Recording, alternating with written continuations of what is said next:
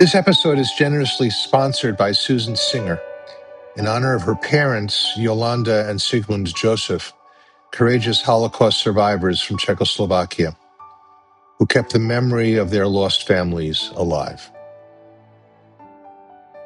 You've heard it your whole life. If you get a tattoo, you can't be buried in a Jewish cemetery. That might or it might not be true. Yes, of course, the prohibition is real. It's right there in the book of Leviticus. It's unambiguous. Do not cut your bodies for the dead or put tattoo marks on yourselves. I am the Lord. But the cemetery thing, in all likelihood, it is probably a piece of communal folklore. It was a cautionary tale, most likely, that Jewish authorities invented in order to keep Jews away from the needle and the ink. And yet, it hasn't exactly worked as a deterrent. It did for a while, but not in our time. Tattoos have become something we could not have imagined a generation ago. The tattoo has become a fashion statement, and it makes the body a canvas for identity. But you see, for Holocaust survivors, tattoos were not a choice. They were a mark of degradation. People decided that Jews were not people, but rather commodities, and they etched those numbers into their flesh. But for some of their children and grandchildren, that same act, marking the body, has become something almost unrecognizable. It has become a way to remember, a way to reclaim, a way to carry stories that might otherwise disappear. So you might ask, what happens when an ancient prohibition meets a modern hunger for memory? What does it mean when the very medium that Jewish law discourages becomes, for some descendants of survivors, a powerful and indelible act of bearing witness? It makes the body into a canvas of Jewish memory. Welcome to our podcast, To Be Continued, Reflections on Growing Up with Holocaust Survivors, where we explore the intersections of memory, identity, and resilience. Our goal, to lift up the experiences of children and grandchildren of Holocaust survivors, and to ask, how did those memories form you? How did resilience create you as the person you are today? And what is the legacy that you will leave to those who come after you? I am your host, Rabbi Jeff Salkin. Today we're speaking with Dara Bratt, producer of the short documentary Inked, Our Stories Remarked, and Michelle Ekstein Rose, a third-generation descendant whose own experience appears in the film. But before we start our discussion, let me tell you about our guests. Dara Bratt is an award-winning director and film producer. Collectively, her films have screened all over the world, including the Tribeca Film Festival, SXSW, Cannes, the Abu Dhabi International Film Festival, and more. She is the recipient of many awards and grants. In June 2024, out of 35 submissions from 9 countries, Dara took the first place prize in the Claims Conference Emerging Filmmaker Contest, which focused on films about the Shoah, for her proposed documentary, Inked, Our Stories Remarked, which is the basis of our conversation today. Gregory Schneider is the executive vice president of the Claims Conference, and this is what he has said. Dara has not only created a film, but she sparked a conversation into a movement few knew about, a conversation that has quietly unfolded within families. Now, there may be some of you who don't know what the Claims Conference does. So let me tell you, they are an international nonprofit organization that secures material compensation for Holocaust survivors around the world and also seeks the return of Jewish property that was stolen during the Holocaust. Michelle Ekstein Rose is the granddaughter of 4 Holocaust survivors. She is a passionate voice for remembrance, education, and justice. While all four of her grandparents embody resilience, it was her grandmother, Anita Eckstein, who devoted her life to Holocaust education, and she inspired Michelle's own calling. Anita's dedication, her courage, her unwavering commitment to never forget became the foundation for Michelle's life's mission, which is to ensure that we never repeat the past. Michelle is a community activist. She works tirelessly to combat anti Semitism. She works to promote Holocaust education, and she fosters understanding across generations. Michelle lives in Toronto, Canada, with her husband and her two young boys. Welcome to both of you. It's so great to have you here. Thank you so much for having me here. I'm very excited. Dara, Inked, Our Stories Remarked is such a perfect title for this film. And I have to tell you, I've watched this film. I have found it very moving. It's really a very important piece of work. I wish we could just make sure that everyone who is concerned with Holocaust memory gets to see it. Because this film is an exploration into a very complex phenomenon wherein children and grandchildren of Holocaust survivors are processing this intergenerational trauma by getting tribute tattoos. And so the documentary explores this decision. What does it mean to etch history onto the body? It's an act that invites us to confront essential questions about memory, Jewish identity, and self expression. The movie really, as I said, moved me. So let me ask you, what first inspired you to create this documentary? Was there a particular moment when you realized that this is a story that you needed to tell? Well, first of all, thank you so much for the kind words and for watching the film. I think for myself as a filmmaker, regardless of the film that I'm making, I'm always interested in ideas that are a little bit out there, like shining a light on something a little out of the ordinary and letting it sit with audiences and letting them decide if it's extraordinary or what the takeaway is. And for me, this is one of those ideas. It was not something I knew about that much. I have a friend who's a professor who was studying how tattoos heal trauma. And she was looking at the wide scope of what that encompassed, whether it was women tattooing their breasts after mastectomy, whether it's LGBTQ getting the pink triangle. It was about reclaiming something that was traumatic and turning it into a story of positivity. One of the areas that she was focused on was commemorative Holocaust tattoos. And so that was my first introduction to the topic. At the same time, I saw that the Claims Conference was having their annual submissions for the grant for a short documentary or narrative that explored Holocaust education. And I thought, well, I'll apply, but this idea is so out there. I doubt they'll choose mine because I always have a little bit of the wild ideas. And so first I made it to the finals, and there was up a round two, and I had to speak about my project to the jury, and then I found out that I won. So that's kind of how it came to fruition. And after that, it became this rabbit hole of just meeting people that would become the subjects in the film and learning so much more about it. And the whole story around it, the different points of view, which, as you know, I try to include in the film, which I'm sure we'll talk about. I really need to ask you, how and why did tattoos become such a powerful way for people to express the inheritance of these memories and these traumas? Well, I think it's a couple things. Firstly, I'm very interested in storytelling and how we tell stories. And I think, looking back in history, we've gone from oral storytelling to written storytelling.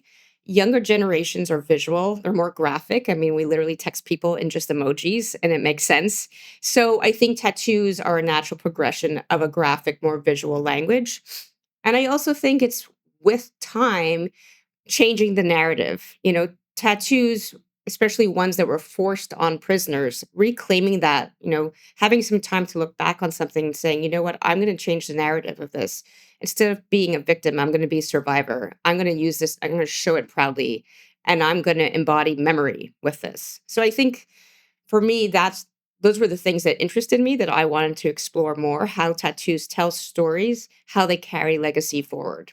And I also, like I said, when I first started, I was not aware that this was a thing. And I think post October 7th, I started getting all these friends sending me stories about people in Israel tattooing themselves, like "We Will Dance Again."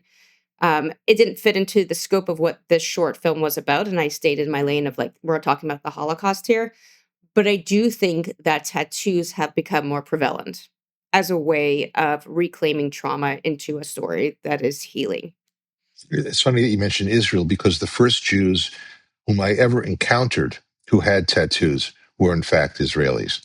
So, Michelle, you're a third generation descendant, a 3G. And so I'd like to ask you, what role did Holocaust memory play in your childhood and in your family life? Tell us a little about your grandmother, Anita Eckstein, who I believe is the grandparent that you were closest to. Um, okay, let's dive into it. So I never have a memory where I didn't know that I was the grandchild of Holocaust survivors. There there was never a moment where I didn't know who I was. All four of my grandparents were very vocal on what they endured, what they had been through, and what we were the product of.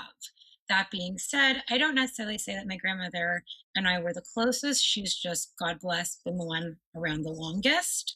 But she is the one who was the most vocal about her Holocaust story. And she's the one that fuels my reason for doing what I do. I believe that I've picked up a torch that my soon to be 92-year-old grandmother has put down, but not turned off. um, about my grandmother. So she was born in July of 1934 in Synovutska Vodnia. She was an only child to Ethel and Fischel Helfgott. The first time she actually was in hiding was in the summer of 1941. There was a Ukrainian pogrom happening where she was, and her family's landlord said, "Come, and I will hide you in the hayloft in the barn behind our house." His wife never knew about it. People came and went. And for 2 weeks, my grandmother hid and played hide and seek with her mom and dad for the first time in her life. That was when she heard the phrase, "This too shall pass," for the first time. And that is now actually one of the tattoos that I have on my body. Um, After the pogrom was finished and she came out of hiding, that's when the anti Jewish laws started happening in her town. And after a little while, they were deported as a family to the school ghetto. Once they were in the school ghetto, conditions were awful. She lived in a house with 3 bedrooms with about 18 other people. Um, wasn't very a good place to be. And in 1942, she was going to go to the market one day with her mother. And the last second, her mother said, "It's a nice day out. Go play with the neighbor instead." And on her way to the market, her mother was picked up by truck and taken directly to Belzec. And that was the last we ever saw of her. Out of desperation, my great grandfather Fischel, he became friends with a local stockkeeper, a Catholic gentleman, and basically did the unthinkable and said, "Can you help?" And this Catholic man, this righteous Gentile, um, did the one thing that has left the ripple effect in my family line, and he decided to help. He smuggled my grandmother in a sack of potatoes and then a horse and buggy with hay, out of the ghetto into his home, where they gave her a new name and a new Catholic identity. She was there for about 6 months before she was denounced by a neighbor. It was February, it was winter in Poland, and she was home with the niece of the Catholic savior, of Joseph. And this niece picked my 8-year-old grandmother up and threw her out a second floor window and said, "Run." My 8-year-old grandmother in the snow no shoes, and just a nightie, ran into an outhouse where she hid until it was dark. While she was in hiding, the house was ransacked, as well as she heard lots of gunshots. She found out that the house had been ransacked and they didn't find anything, and the gunshots were other hidden Jews that they had found during that day in the town that had been murdered. At this point, Joseph and his family knew they couldn't keep my grandma anymore out of their own safety. So Joseph actually brought my grandmother back to my great grandfather the same way she was brought out, in the sack of potatoes, in the horse and buggy, back to the slave labor camp where my great grandfather now was. The town of Skoll had been liquidated from about 2,000 people to 20. And my great grandfather was one of those 20. Now, being as it was a slave labor camp, there was nowhere to hide my grandmother out of fear of her being found. They had a little bunker, about a police house, if you will. It had an armoire in it, and my grandmother spent 7 weeks, day and night, in the armoire, locked away out of fear of being found while her dad went out to work. It was awful conditions. There were dead bodies some days thrown into the room. She never knew if her dad was going to come back or not. It wasn't the place that an 8-year-old should be for that length of time. Again, knowing that this wasn't the way to do it, my great grandfather reached back out to Joseph and said, "Please help me again, find something different." And Joseph managed to get a local parish priest to fake some birth certificates. And my grandmother's identity now became Anna Jarlowska. And then my grandmother and her father said their final goodbye. And it was during their final goodbye, my great grandfather said to my grandma, "You must be good, you must be independent, and you must always remember who you are." And "Always remember who you are" is my second tattoo that commemorates the Holocaust here for me. So my grandmother lived with this priest. She relearned schooling. She learned Catholicism, but she always kept her promise to her father that, "I am a Jewish girl. I will survive. I will do everything." When she was finally liberated, once the war ended, she was reunited with Joseph's family, where she finally learned the fate of her father, who unfortunately, when he was done working for the Germans, they shot him. She did have a happy reunion with my Aunt Sally, who herself has her own story. She was saved by Oskar Schindler. And together, the two of them started the next phase of life. They moved around Poland for a bit, finding other family members, and then moved to Paris, where my great aunt met a man who also survived with his 2-year-old daughter. And now my grandma finally had a family. She had more or less 2 acting parents and a sister. They left Europe, they came to Canada. She was 14 years old with very little education, started schooling here. At about 17 or 18, she met my grandfather. She married Frank. Together, they had 3 kids. Altogether, they have 8 grandchildren plus spouses, and altogether, we all have 11 great grandchildren to give to my grandma. She is a Holocaust. Until she was unable to, she was a Holocaust educator. She went on the March to the Living 20 times. She is a very prominent survivor here in our Toronto community. And her legacy at the end of the day isn't just her story. It's all of us. Dara, we heard about Michelle's tattoos, both of which carry very powerful messages. Can you tell us about some of the other 3G, third generation tattoos that the film will show to us? Yeah, so when I started the research to find their generation's descendants, and I knew I wanted to focus on the grandchildren, it seemed like it was the grandchildren who were more open to tattooing. I think with a little bit more time, um, it's easier for them to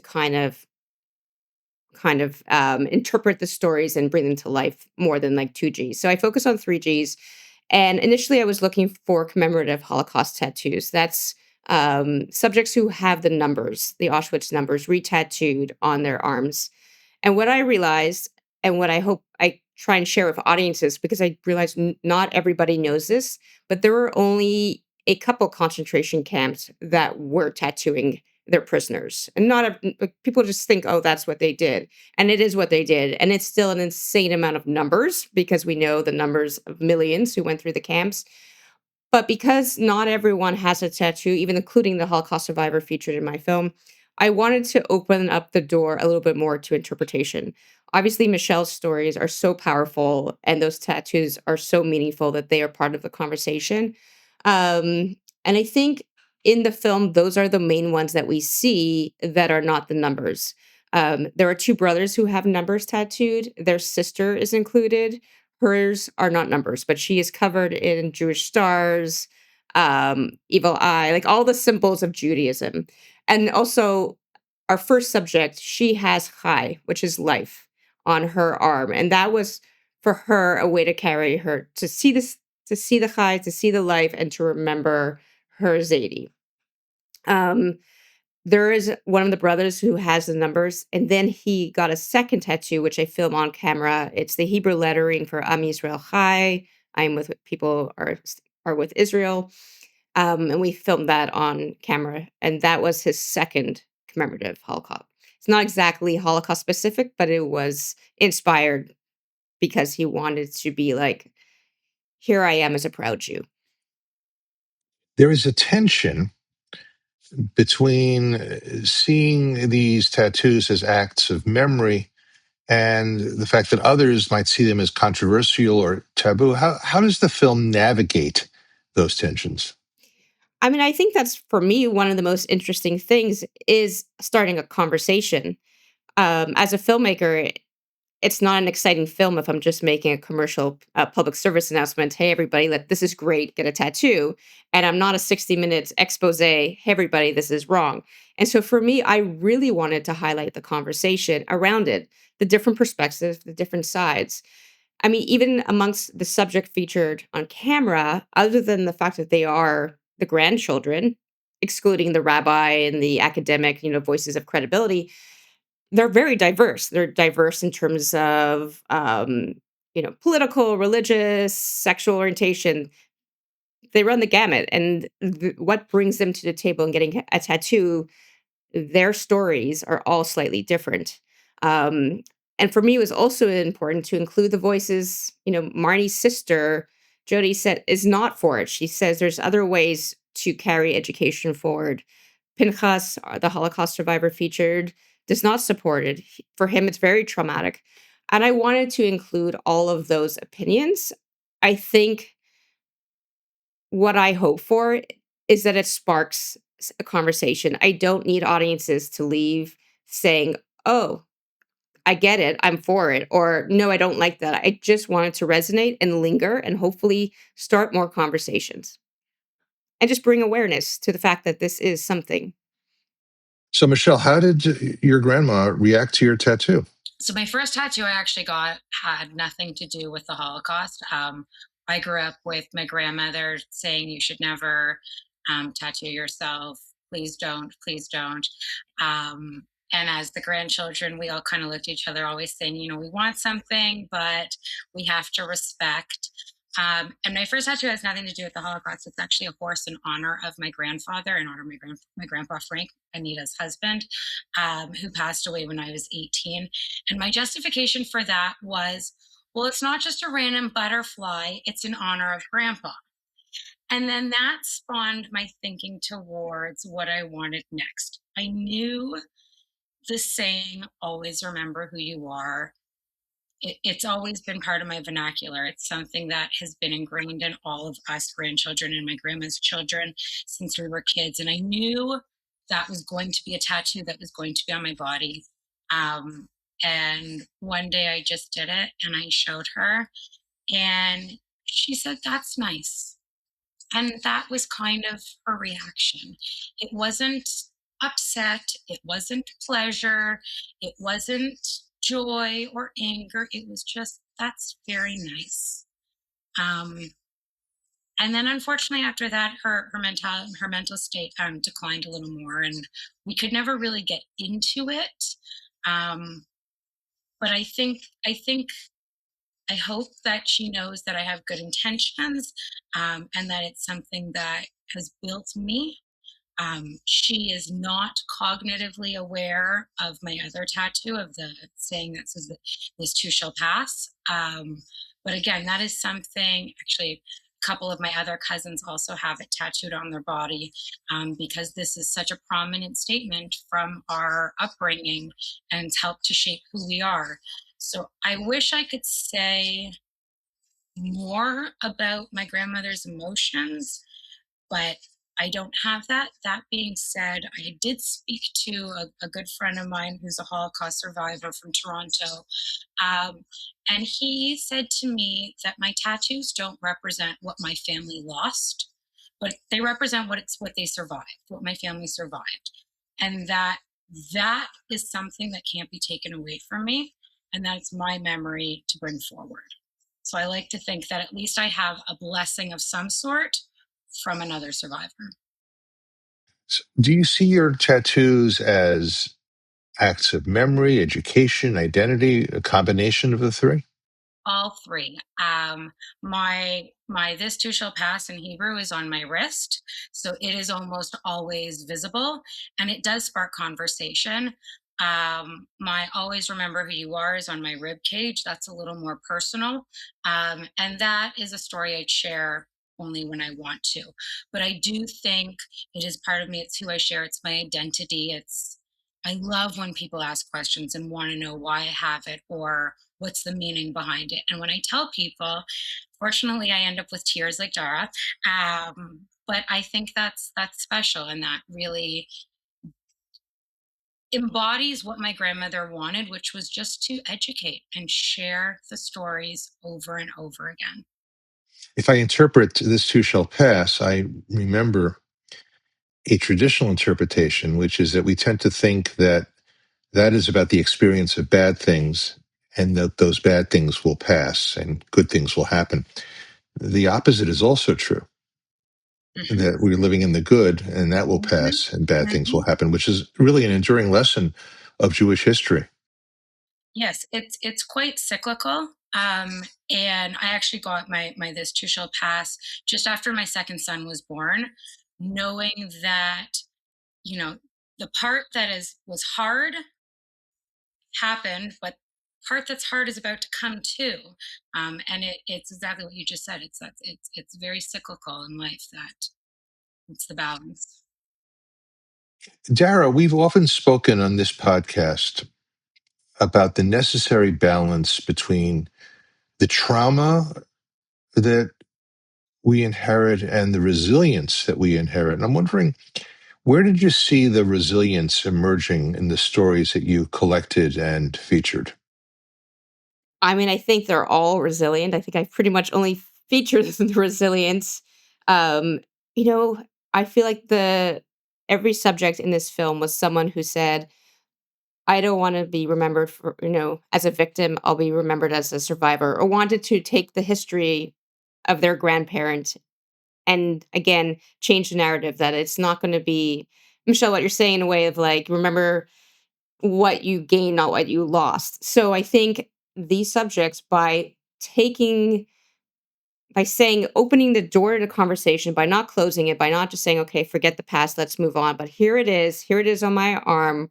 Or as one of my subjects says, if you're looking for a Jew, here I am. Like, and he's maybe a little more confrontational, but even Marnie, one of my subjects, who's a cancer survivor who was going through really bad tongue cancer treatment, and she got that tattoo and said, if my bubs could survive what she went through, I'm going to look at this tattoo every day and not give up, just when she was thinking, I may not get through this treatment.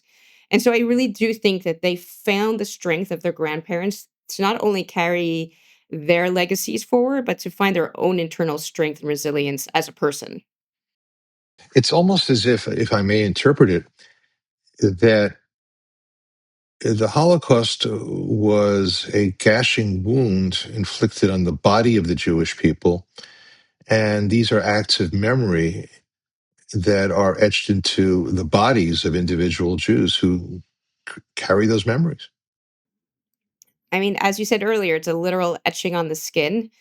It is one form of keeping education, and legacy carried forward.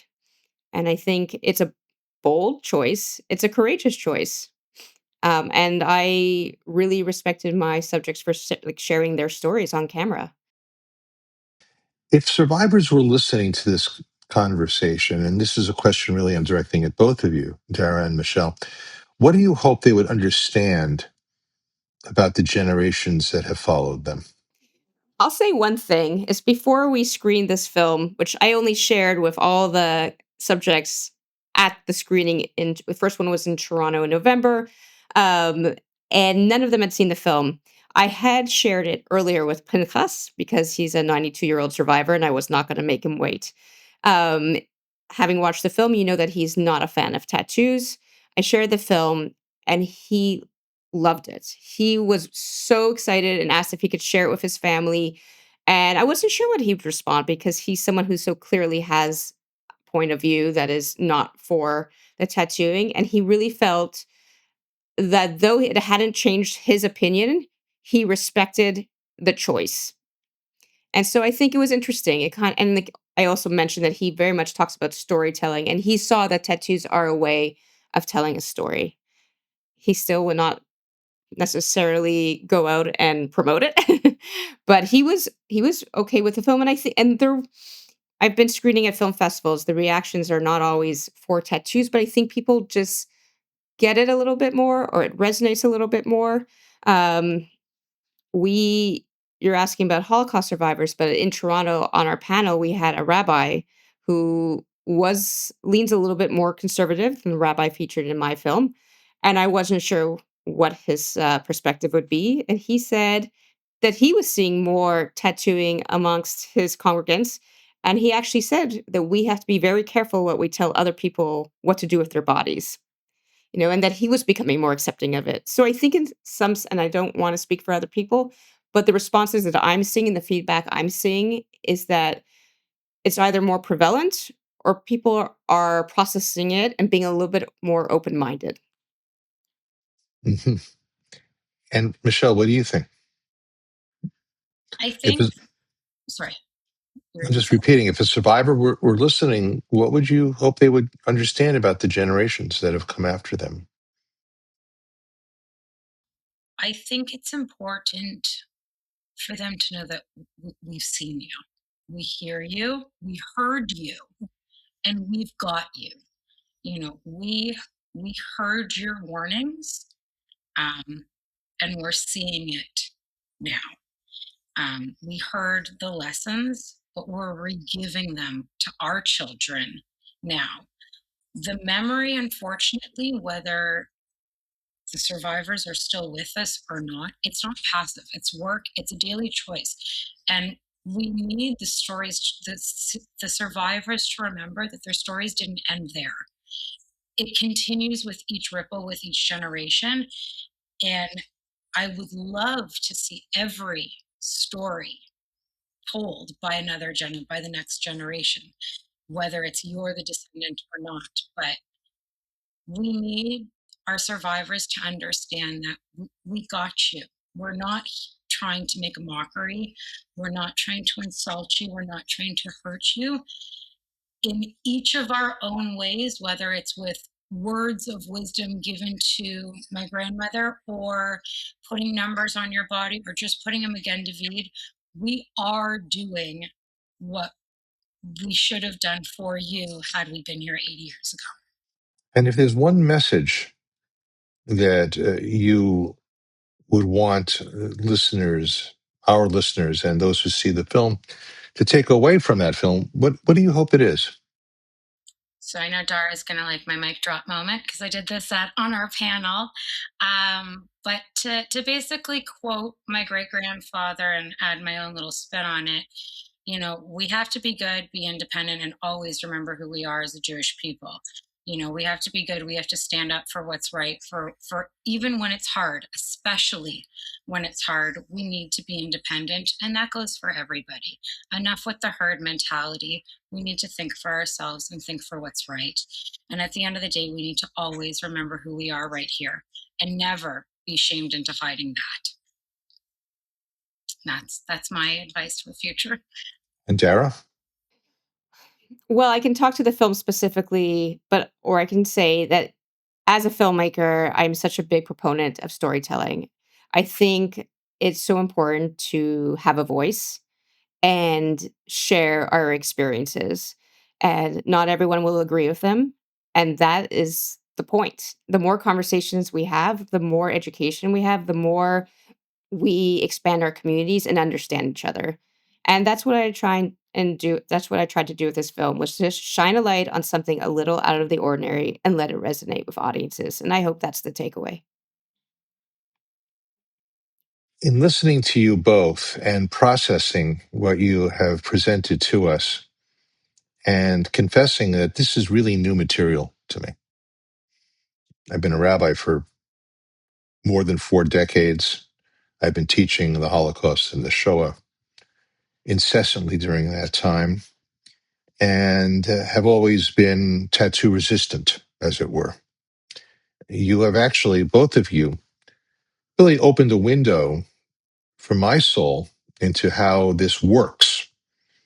And I think that the best we can hope for is that this will open people's minds and souls. I do not expect that there will be a run on tattoo shops in the near future, no more than has already occurred.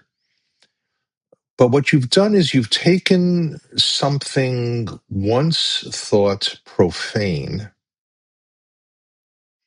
and you've made it holy. And that's a very big Jewish task. And we really are indebted to you. Second thing I want to say is I remember the first several times that I put on tefillin. And after I removed the leather straps from my arm, the imprint of the straps remained on my arm for several hours. And the feeling of having the straps on my arm and around my head lasted, I think, for the rest of the day. And so, what these tattoos are in fact permanent visual modern acts of tefillin. They are those things that stay in our body long after we would have thought that it might have faded. My words of wisdom. But let's talk, as we say in Yiddish and in Hebrew, tachlis. Let's get down to brass tacks. Everyone's going to want to see this film. So how can they see it? Right now, it is still on the festival circuit. I'm waiting to hear back from a few festivals. We had 2 screenings in New York recently. I am also trying to get some education distribution. I've been bringing it into high schools, not sharing it with non-Jewish audiences at Loyola University in New Orleans, which was an amazing experience. I'm hoping to do that more as well, to go into schools, to get it online. So you can follow me on Instagram at Dara Bratt, or go to my website. I'll have updates there, which is darabratt.com. And yes, trying to get it out there more. Especially for non-Jewish audiences, and especially with what we're experiencing today in America. I've got to believe that in certain demographic groups, just the whole idea of the tattoo is a bridge to a population that we might not have reached before. For sure. For sure. I mean, I was a little scared sometimes going into some of those university classrooms. A lot of teens, a lot of tattoos, a lot of crosses. But it was really there was a bridge, and the feedback was amazing. And I think it opened minds about Holocaust education, and also sparked a lot of conversation. It So it really is a conversation opener. It it it is what we read in the Haggadah, that when you're dealing with a child who knows not what to ask, you got to open the conversation. You got to broach the subject. Today's conversation reminds us that every generation needs to find its own way to remember. Now, that can happen through stories, it can happen through rituals, it can happen through education, It can happen through travel and journeys, through advocacy, and it can even happen through a tattoo. But no matter how we do this, the goal is always the same. We want to honor those who came before us, and we want to ensure that no one ever forgets their experiences during the Holocaust. And so it is our prayer and our hope that we will be able to honor the past by the way we live in the present and the way that we will live in the future, and that we will honor the past through the stories we pass on to those future generations, the visual, the stories, the hearing, to make sure, Michelle, as you so lovingly put it, that survivors know that they are seen and heard. And this story is not done. This story is still being written. It is to be continued. Thank you so much to Dara Bratt and Michelle Ekstein Rose for joining us and for teaching us new ways to honor our survivors. This episode is a production of the 2G, 3G project, produced and edited by Ellie Hershko, and co-directed by our podcast founder, Cheryl Hoffman. Once again, I'm your host, Rabbi Jeff Salkin. You can find the To Be Continued podcast on Apple's podcasts, on Spotify, YouTube, Audible, wherever you get your podcasts. And if you believe that these voices are important, then we ask that you support us in several different ways. First, hit the follow button on your podcast app. You won't miss an episode that way, and you're not going to want to miss an episode because they've all been, in my judgment, humbly transformational. And second, please share an episode with your friends and family and on your social media pages. And third, this is really important. Would you please consider supporting what we do? We are fiscally sponsored by Jewish Creativity International, a 501c3 nonprofit. We rely on donors for their generosity and vision to help us keep producing our show. Please contact us. Our address is info@, tobecontinuedpodcast.org. Let me give that to you again, info@tobecontinuedpodcast.org. Until next month, thank you very much for your support, and thank you for listening.